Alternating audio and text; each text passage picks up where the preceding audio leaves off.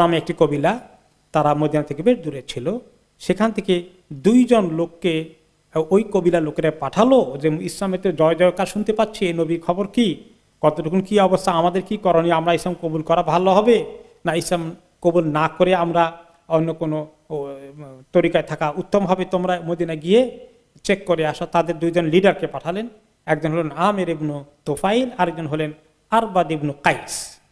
এই 2 জনকে পাঠানো হলো। তারা ওই কওমের লিডার পর্যায়ে ছিল, কিন্তু তারা সবচেয়ে দুর্ধর্ষ এবং সবচেয়ে বড় মানে দুষ্ট প্রকৃতির ছিল।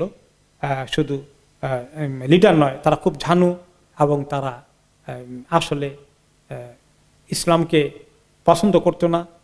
তারা খুব সাহস করে এই 2 জনের দায়িত্ব নিল যে তারা যেহেতু লিডার, তাদের লোকেরা বললো যে সব দিকে ইসলাম কবুল হয়ে গেছে, আমরা এখানে বসে থাকবো, আপনারা 2 লিডার আমাদেরকে ফয়সালা দেন। তো যদি আপনাদের জানতে হয় বেশ কিছু ইসলাম ভালো না মন্দ, তো মদিনায় যান, গিয়ে খোঁজখবর নিয়ে আসেন। তো তাদের লোকদের চাপের কারণে তারা 2 জনই মদিনায় আসলো। আসলে ইসলাম সম্পর্কে জানা তাদের কোনো উদ্দেশ্য ছিল না, তারা জেনে বুঝে ইসলামের দুশ্মনী করার জন্য সিদ্ধান্ত নিয়ে বসে আছে, কিন্তু লোকদের পেশারে তারা আসলো। তো আস্তে আস্তে এবং ইতিমধ্যে কিন্তু ওই কবিরার বেশ কিছু লোক ইসলাম কবুল করে ফেলেছে। বাকিরাও বললো যে কিছু লোক তো কবুল করে ফেলেছে, এখন আমরা বসে থাকবো, করা দোদুল মনাতে আছি, তোমরা ভালো করে আমাদেরকে একটা সিদ্ধান্ত জানাও। তখন সেই 2 জন আসলো মদিনায়, কিন্তু এই 2 জন একটা অসৎ পরিকল্পনা নিয়ে এসেছে। সেটা কি, সুযোগ পেয়ে গেলে 2 জনে কায়দা করে ব্যক্তিগত সাক্ষাৎকারে কথা বলে প্রশ্নোত্তরের মাধ্যমে রাসূলুল্লাহ সাল্লাল্লাহু আলাইহি ওয়াসাল্লামের হাতের কাছে পেয়ে ওনাকে হত্যা করবে তারা। এই মারাত্মক এক অসৎ পরিকল্পনা নিয়ে ফন্দি নিয়ে তারা মদিনায় আসলো। তো আমির ইবনে তোফাইল বলে আরবাদ ইবনে কায়েসকে, শোনো, ইদা কাদিমনা আলা রাজুলি ফাইন্নী সাআশগুলু আনকা ওয়াজহাহু, যে আমি তার সঙ্গে কথা বলা শুরু করে দেব আর আমি তাকে এমনভাবে কথায় ব্যস্ত করে ফেলবো, সে তো আমার চেহারার দিকে তাকিয়ে তাকিয়ে কথা বলবে, আমার দিকে যখন মনোযোগ দিবে তুমি ওই ফাঁকে দিয়ে চান্স নিয়ে নিবা, তরবারি বের করে চট করে তার কল্লাটা ফেলে দেবা। তো তারা যখন আসলো, আসার পরে সে বলতেছে তোফাইল, আমির ইবনে তোফাইল, ইয়া মোহাম্মদ খাল্লেনি, মোহাম্মদ আপনি তো জানেন আমরা অমুক বনি সা কবিরার লোক, তো আমরা তো লিডার পর্যায়ের লোক, আমরা তো সাধারণ মানুষ না, তা আমি বিশেষ করে তো অনেক বড় লিডার আপনি জানেন, তো আপনি আমাকে আপনার একেবারে পার্টনার বানিয়ে ফেলেন, আপনার একদম ক্লোজ ওয়ান, আমরা একসঙ্গে ভাগাভাগি করে কিভাবে শাসন করতে হয় ঠিকঠাক করব, তো আপনি আমাকে আপনার পার্টনার বানিয়ে ফেলেন। কি সুন্দর বুদ্ধি পরামর্শ নিয়ে আসছে। তো রাসূলুল্লাহ সাল্লাল্লাহু আলাইহি ওয়াসাল্লাম বললেন, লা ওয়াল্লাহি হাত্তা তুমিনা বিল্লাহি ওয়াহদাহু লা শারীকা লাহ, কোনো পার্টনারশিপ নাই, তোমার কাজ হলো এখন তুমি আল্লাহ এবং তার নবী রাসূলের উপরে ঈমান আনো, শাহাদাত গ্রহণ করো, তারপরে দুনিয়া আখিরাতের ভালো তো আল্লাহ তোমাকে সবই দিবেন। তুমি এখন দুনিয়া ভাগাভাগি কি করতে চাও আমার সাথে, ওগুলো তো কিছু হিসাব নিকাশ নিয়ে আমি বসিনি, আমার দায়িত্ব হচ্ছে লোকদেরকে আল্লাহর দিকে নিয়ে আসার কাজ করা, এটার জন্য তো তোমাকে আমি দাওয়াত দিচ্ছি। তখন সে বলে, ইয়া মুহাম্মদ খাল্লিনি, আরে আপনি রাখেন তো, আপনি আমার সঙ্গে পার্টনারশিপ করেন।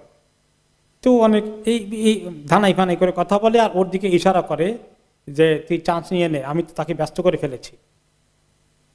হ্যাঁ, তো সে আরবাদ ইবনে কায়েস কি যেন করে ফেলে, অনেকক্ষণ হয়ে গেলে সে চান্স দেয় কিন্তু সে করে না। তখন আমের যখন দেখলো যে না, এই তো সুযোগ নিচ্ছে না, আমি কতক্ষণ আর তার সঙ্গে ধানাই ফানাই করবো, তো কেন যে আরবাদ অ্যাকশন নিচ্ছে না এটা বুঝতে পারছে না আমের। তখন বললো যে ইয়া মুহাম্মদ মা তাজারুলি ইন আসলাম তু, আচ্ছা ঠিক আছে মুহাম্মদ, আমি ইসলাম কবুল করলে আমাকে কি দিবা, আমি কি পাবো তোমার কাছ থেকে? তো মানে সেই মনে করে যে আমাকে বিশাল জমিদারি রাজত্ব, আপনার বিশাল ক্ষমতা আছে, তার কোন ভাগ আমাকে দিবেন, এইগুলো নিয়ে তার মাথা মধ্যে ওইটা ঘুরে। তো তিনি বললেন, লাকালিল মালিল মুসলিমিন ওয়া আলাইকা মা আলাইহিম, সকল মুসলমানদের যা পাওনা আছে আমার কাছ থেকে তা তুমি পাবা, সকল মুসলমানদের যে ডিউটি আছে, কর্তব্য আছে, তারা যেটা করে তোমাকে সেটা করতে হবে, এর বাইরে তো আমার কাছে তোমার কোনো স্পেশাল কিছু নাই তোমার জন্য।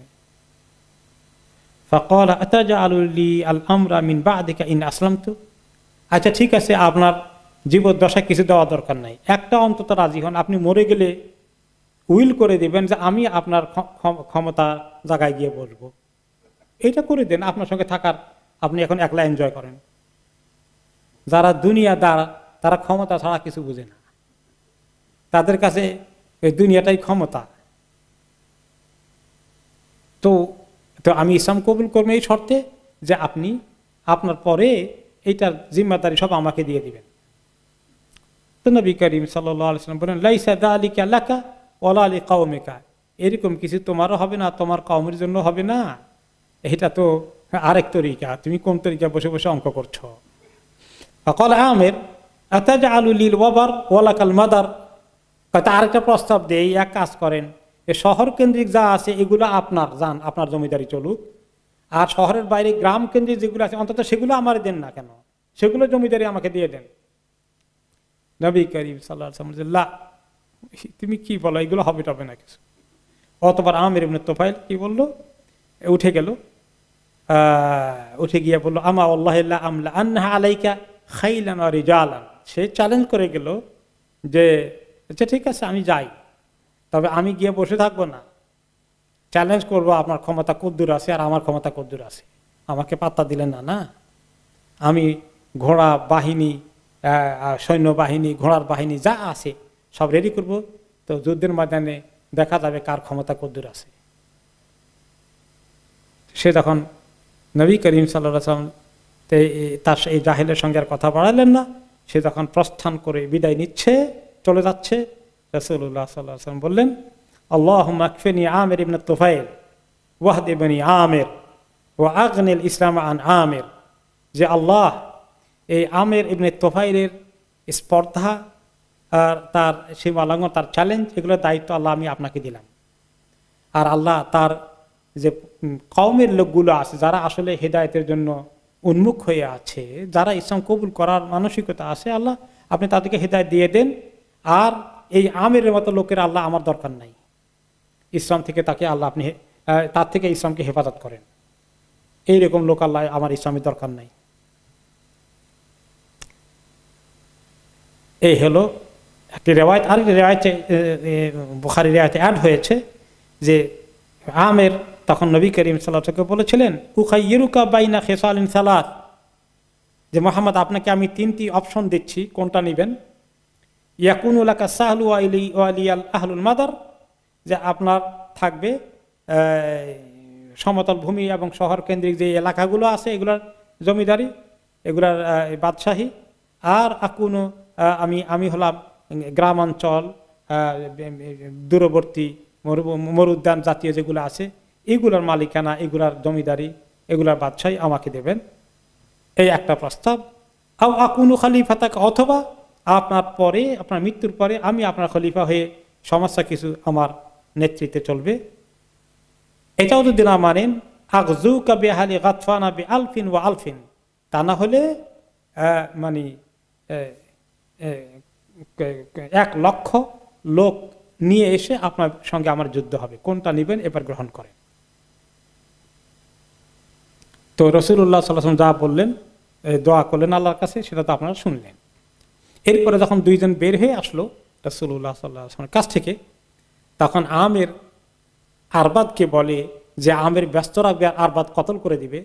তা আমের এখন আরবাদকে বলে, ওয়াইলাকা ইয়া আরবাদ আইনামা কুনতু আমারতুকা বিহি, আরবাদ তুমি কি হলো, তুমি ধ্বংস হও, আমি তোমাকে ইশারা করলাম, তুমি কেন অ্যাকশন নাওনি, কতবার চান্স দিয়েছি তোমাকে আমি। আল্লাহে মা কানা আলা যাহরিল আরদি রাজুলুন হুয়া আখওয়াফা ইনদি আলা নাফসি মিনকা, যে আমি তোমার মতন এমন দুর্বল পুরুষ বোধ আমি আর কাউকে পাই নাই, এই কাজটা করতে পারলা না, তুমি এত ভয় পেয়ে গেলা। ওয়াইমুল্লাহি লা আখাফুকা বাদাল ইয়াউমি আবাদান, আজকে থেকে যে আমি তোমাকে অনেক সহজে মনে করেছি, আমি তোমার থেকে ভয় পেতাম কোনো কোনো সময়, যে তোমার অনেক সাহস আছে, তোমার সাহসে আমিও ভীত হয়ে যেতাম, কিন্তু আজকে থেকে বুঝছি তুমি একটা ভীরু কাপুরুষ ছাড়া কিছু না, তোমাকে আর আমি এক পয়সা ভয় করবো না কোনো সময়। তখন আরবাদ বলছে, লা তাজাল আলাই, শোনা শোনা বেশি তাড়াহুড়ো করো না, ঘটনা কি হয়েছে আগে জানো। আল্লাহি মা হামামতু বিল্লাযী আমারতানি বিহি মিন আমরিহি ইল্লা দাখালতা বাইনি ওয়া বাইনার রাজুল, তুমি যখনই আমাকে ইশারা করেছে আমি তরবারিতে হাত দেবো এরকম করেছি, দেখি যে ওনার আর আমার মাঝখানে তুমি, এখন তরবারি দিয়ে কল্লা ফেলতে হলে তোমারটা ফেলতে হয়, তা আমি কেমনি অ্যাকশন নেব? অ্যাকশন নিলে তো তোমার কল্লা চলে যেত। আমি তো ওনার দিকে কল্লা তরবারি উঠাতে চাই, কিন্তু সামনে তুমি এসে পড়ো। আল্লাহ তাআলার কি কুদরত, কিভাবে আল্লাহ তাআলা নবীকে সাহায্য করেছেন। যা আল্লাহ তাআলা বলেছেন আল্লাহু ইয়াসিমুকা আনিন নাস, কোরআনে পাকে আল্লাহ বলে দিয়েছেন মানুষের আক্রমণ থেকে আল্লাহ আপনাকে নিরাপত্তা দেবেন, মানুষ আপনাকে হত্যা করতে পারবে না, সে নিরাপত্তা তো আছে আল্লাহ তাআলার। ওকে, তারপর তখন বললে হাত্তা মা আরা গায়রাকা, আমি তোমার ছাড়া তো মুহাম্মাদের দেখি না, খালি তোমাকেই দেখতেছি। আফা আদরিবুকা বিসাইফ, তুমি চাও তোমার গর্দান আমি উড়িয়ে দিতাম তরবারি দিয়ে। ফাতাআজ্জাব আমর ইবনে তুফাইল মিন যালিকা, আমর ইবনে তুফাইল এই কথা শুনে সে আশ্চর্য হয়ে গেল, ঘটনা কি বলে, সত্যি নাকি, হলোটা কি? এত কুদরত দেখার পরেও এদের সম্বিত ফিরে এলো না। তারা যেতে যেতে বনি আমর ইবনে সাসা তাদের এলাকায় যখন ঢুকলো, তখন এই বদনিয়ত নিয়েই যে তার লস্কর তৈরি করবে, নবী করিম সাল্লাল্লাহু আলাইহি ওয়াসাল্লাম বিরুদ্ধে যুদ্ধ ঘোষণা করবে, এই ছিল তার প্ল্যান। কিন্তু তারা তাদের এলাকায় পৌঁছার আগেই আমির ইবনে তুফাইলের গর্দানের মধ্যে আল্লাহ তাআলা তাউন ঢুকিয়ে দিলেন, প্লেগ তার ঘাড়ের মধ্যে আক্রমণ করল। প্লেগের কারণে ক্যান্সারের মতো হয়ে যায়, এটা তাকে ধরে ফেলল। তখন সে তার নিজের এলাকায় যেতে পারল না, তার আগেই এটার অ্যাটাকের শিকার হয়ে গেল। তখন সে পাশেই খুঁজে খাজে কোনো বেদুইন একটা ফ্যামিলির একটা অসহায় মহিলা ছিল, তার ঘরে গিয়ে সে উঠলো যে আমি অসুস্থ পথিক মানুষ, মারাত্মক অবস্থা, আমার একটু থাকার জায়গা করে দাও করে। আবার ওই লোকগুলা তেমন একটা ওই এলাকার লোকগুলো বেদুইনরা একটু রুক্ষ প্রকৃতি ছিল, তারা তেমন একটা দয়া মায়া দেখানোর লোক না। কিন্তু শেষ পর্যন্ত সে যখন ঢুকে ফেললো, ও মহিলা তাকে ঘাড় ধরে বেরো করতে পারছে না। ফাসারা ইয়াতাআসসাফু আলা মাজিইল মাউতি লাহু ফি বাইতিহা, এখন গিয়ে আমিরের খবর হয়েছে, সে এখন আফসোস করছে যে হায় রে, আমি তো আমার এলাকায় গিয়ে পৌঁছতে পারলাম না, কিছু প্রস্তুতি নেব তা তো পারলামই না, নিজে তো এখন ধরা খেয়ে ফেললাম। ইয়া বানি আমির আগুদাত্তান কাগুদাতিল বাঈর, যে উটের মধ্যে এরকম রোগ সৃষ্টি হলে যেরকম শক্ত হয়ে যায়, এরকম একটা কি বলা যায় এটাকে, মানুষের শরীরের মধ্যে যখন এরকম একটা গোল হয়ে কিছু হয় টিউমারের মতো, যে আমার কি এটা টিউমার হয়ে গেল, টিউমারের মতো হয়ে গেল, যেটা উটের শরীরে হয়। অমাউতান ফি বাইতি ইমরাতিন মিনি বনি সালুল, এই বনি সালুল যা একটা অখ্যাত গরিব পরিবারের একটি ঘরের মধ্যে আমাকে এখন এভাবে এত অবহেলিত হয়ে অপমানিত হয়ে মরতে হবে, এই বুঝি আমার কপালে ছিল।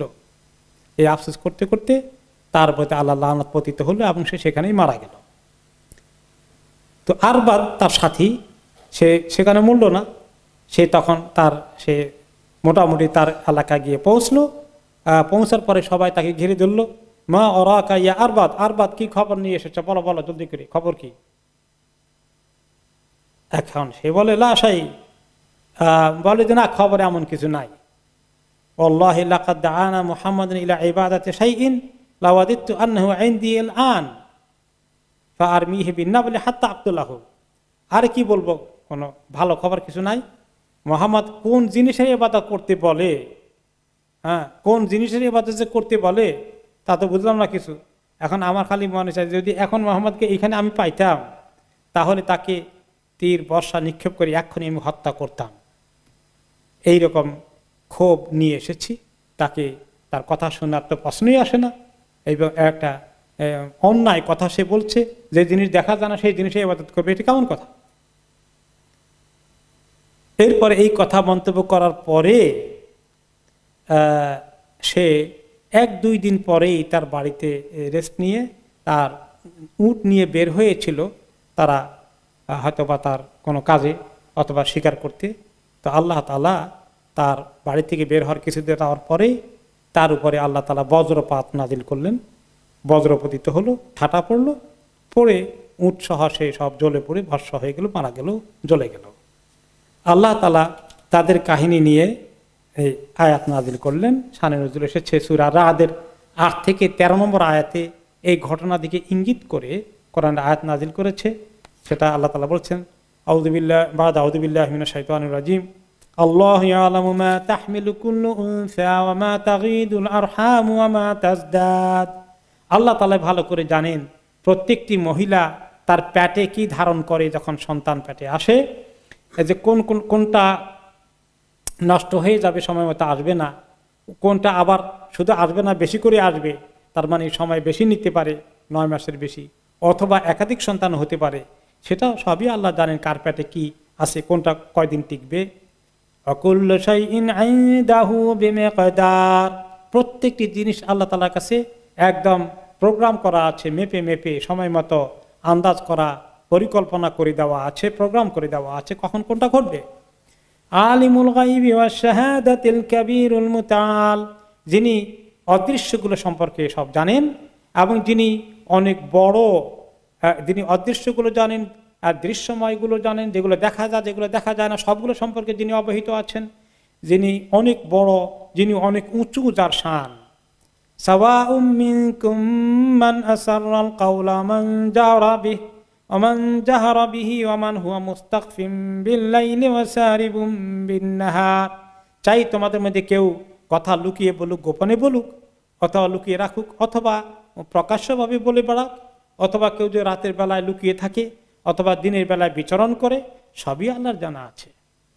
লাহু মুআক্কিবাতুম মিন বাইনি ইয়াদাইহি ওয়া মিন খালফিহি ইয়াহফাযুনাহু মিন আমরিল্লাহ, প্রত্যেকটি মানুষের সামনে এবং পিছনে তাকে বিপদ আপদ থেকে হেফাজত করার জন্য আল্লাহর পক্ষ থেকে নিয়োজিত ফেরেশতা রয়েছেন। বিভিন্ন সময়ে বালা মুসিবত থেকে তাদেরকে প্রোটেকশন দিয়ে রক্ষা করেন, অ্যাক্সিডেন্ট থেকে বেঁচে যায়, আমাদের আগে পিছনে পাহারা দেওয়ার জন্য আল্লাহ তাআলার পক্ষ থেকে ফেরেশতা নিয়োজিত আছেন। তা না হলে আমরা কোন কালে আমরা দূরে কত বিপদ আপদে পড়ে শেষ হয়ে যেতাম। ইন্নাল্লাহা লা ইউগাইয়িরু মা বিকাওমিন হাত্তা ইউগাইয়িরু মা বিআনফুসিহিম, আল্লাহ তাআলা কোনো কওমের পরিবর্তন করেন না যতক্ষণ না তারা নিজেরা তাদের পরিবর্তন করতে না চায়।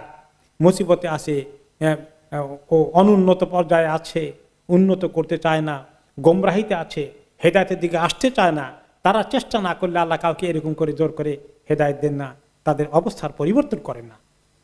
وَإِذَا أَرَادَ اللَّهُ بِقَوْمٍ سُوءًا فَلَا مَرَدَّ لَهُ وَمَا لَهُم مِّن دُونِهِ مِن وَالٍ, যে আল্লাহ তাআলাই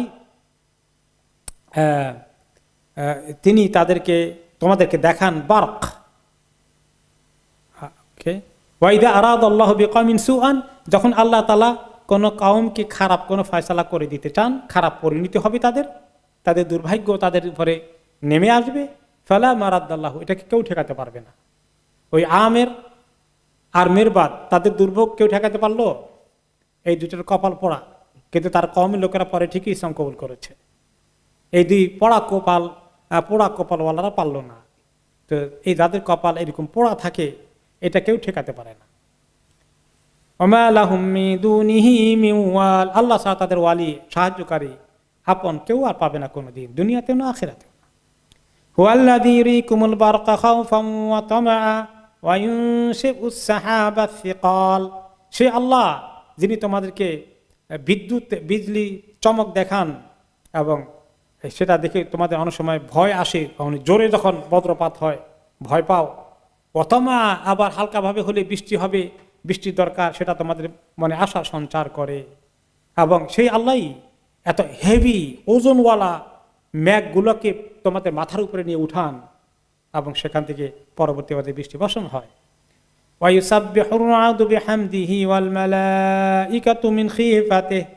আর এই রাত বিদ্যুৎ যখন চমকে যে আওয়াজ হয়, তারা এটা আল্লাহ তাসবিহ করে, মেঘ আল্লাহর তাসবিহ করে, এই বজ্রপাতের মাধ্যমে আল্লাহর প্রশংসা করে। আর ফেরেশতারাও আল্লাহ প্রশংসা করে, আল্লাহর ভয় ভীত থাকে।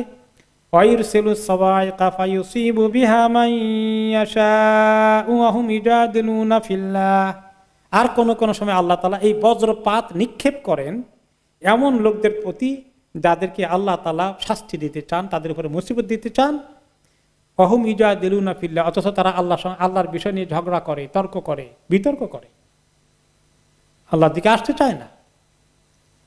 এই দুইজনের উপর কিভাবে এই মুসিবত আসলো?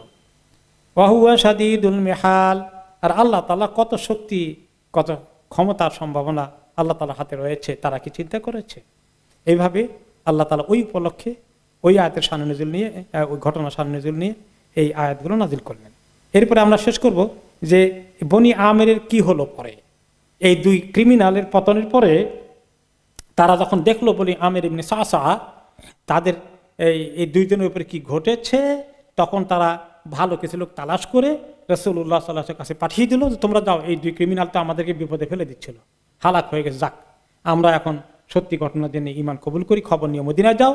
এবং এই বিষয়ে হাদিসে এসেছে যে মুতাররিফ ইবনে আব্দুল্লাহ ইবনে শাখী রাদিয়াল্লাহু আনহু তার পিতা থেকে বলেন যে নবী করিম সাল্লাল্লাহু আলাইহি ওয়াসাল্লামের কাছে এসেছিলেন ওই কবিলার থেকে, বনি আমির কবিলার থেকে, ওনার বাবা সহ এসে আমরা বললাম ফাসাল্লামনা আলাইহি, নবী করিম সাল্লাল্লাহু আলাইহি ওয়াসাল্লামকে সালাম দিলাম মদিনায় এসে, আর বললাম আনতা ওয়ালিয়ুনা, ওনাকে সালাম দিয়ে ওনার প্রশংসা করা শুরু করে দিলেন বনি আমির ইবনে সাসা লোকেরা। আনতা ওয়ালিয়ুনা, আপনি আমাদের একমাত্র সাহায্যকারী, একমাত্র নির্ভরকারী।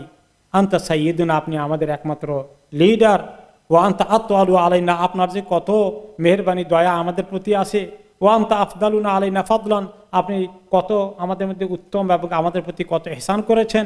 ও আনতাল জাফনাতুল গাররাউ, আপনি হচ্ছেন এমন এক দস্তরখান যে দস্তরখানাতে খাবার খালি মানে থাকতেই থাকে, খাবার কোনোদিন শেষ হয় না। মানে ওনার অনেক প্রশংসা করা শুরু করে দিল, ভূয়সী প্রশংসা। তো নবী করিম সাল্লাল্লাহু আলাইহি ওয়াসাল্লাম এখন এই বেচারারা তো বুঝে না যে এত প্রশংসা মানুষ করা ঠিক না। আর নবী করিম সাল্লাল্লাহু আলাইহি ওয়াসাল্লাম এত প্রশংসার জন্য বসে নেই, এগুলো রাজা বাদশারা এগুলো শোনার জন্য বসে থাকে, তারা ওই স্টাইলে চালিয়ে দিচ্ছে ওনার কাছে। তো তিনি শেষে একরকম বিরক্ত হয়ে বললেন কুলু কাউলাকুম ওয়ালা ইয়াস্তাজিরনাকুম শাইতান, আরে কিছু কথা যা বলার বলো, শয়তান তোমাদের মুখ দিয়ে অতিরিক্ত কথা যেন বের না করে খামাখা। তিনি পছন্দ করলেন না। তো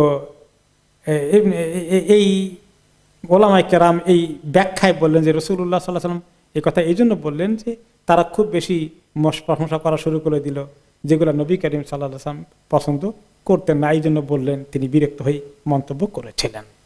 আসলে তো তিনি কখনোই অন্য কারো প্রশংসা যেমন তিনি করতে সামনাসামনি নিষেধ করেছেন, তিনি নিজের ব্যাপারে ওনার শান যদ্দূ তার চেয়ে 1 ডিগ্রি বাড়িয়ে ওনাকে বড় করা, তাও তিনি কখনো পছন্দ করেননি। অন্য হাদিসে এসেছে লা তুতরুনি কামা আতরাতিন নাসারা ঈসা ইবনে মারইয়াম, হে লোকেরা কোনো সময় খবরদার। যখন তিনি এক মজলিসে বা কোনো এক জায়গায় ছিলেন, সবাই ওনাকে দেখে একদম দাঁড়িয়ে গেল, তখন তিনি বলেন বসো বসো বসো, তোমরা আমাকে এরকম বেশি বাড়াবাড়ি করে দিয়ে না সম্মান দেখাতে গিয়ে, যেটা মারিয়ামের ছেলে ঈসা আলাইহিস সালাম যেন করতে গিয়ে খ্রিস্টানরা তাকে আল্লাহর আসনে নিয়ে বসিয়ে দিয়েছে, বাড়াবাড়ি করতে করতে বহুদূর নিয়ে গিয়েছে। ফাইন্নামা আনা আব্দুল্লাহ ওয়া রাসূলু, আমি একমাত্র আল্লাহর বান্দা এবং তার রাসূল। পরবর্তী পর্যায়ে অবশ্য ওই এলাকার লোকেরা ইসলাম কবুল করে ফেলেছে এবং আলহামদুলিল্লাহ এই দুই ক্রিমিনালের পরে তারাই মিস করলো, বাকিরা আলহামদুলিল্লাহ এই সুন্দর দিনকে পেয়ে গেল। তো আমরা এই হাদিস শুনলাম যে বনি আমির ইবনে সাসা লোকেরা কিভাবে ইসলাম কবুল করেছিল। এরপরে বনু হানিফা, যে বর্তমান রিয়াদ অঞ্চলের লোক থেকে মদিনায় একটি প্রতিনিধি দল এসেছিলেন, যেখানে আরেক সাংঘাতিক ঘটনা আছে, মুসাইলামা আল কাযযাবের ঘটনা আছে। তার ইসলাম কবুল করার জন্য মদিনায় আসার ঘটনা, কিন্তু সেই ইসলাম কবুল করেনি শেষ পর্যন্ত। এই বিষয়ে আলোচনা আমরা শুনবো।